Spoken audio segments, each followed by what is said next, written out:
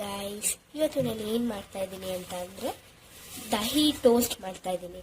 ಅದಕ್ಕೆ ಬೇಕಾಗಿರೋ ಇಂಗ್ರೀಡಿಯೆಂಟ್ಸ್ ನೀವೇ ನೋಡ್ತಾ ಇದ್ದೀರಾ. ಉಪ್ಪು, ಸ್ವಲ್ಪ ಅರಿಶಿನ,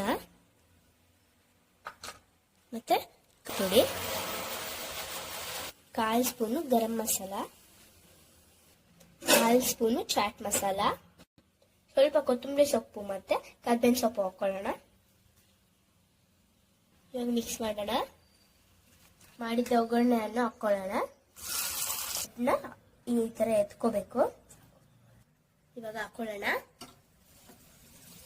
ಇದಕ್ಕೆ ಸ್ವಲ್ಪ ತುಪ್ಪ ಹಾಕೊಳ್ಳೋಣ. ಸುತ್ತ ತಿರುಗಿಸೋಣ. ನೋಡಿ,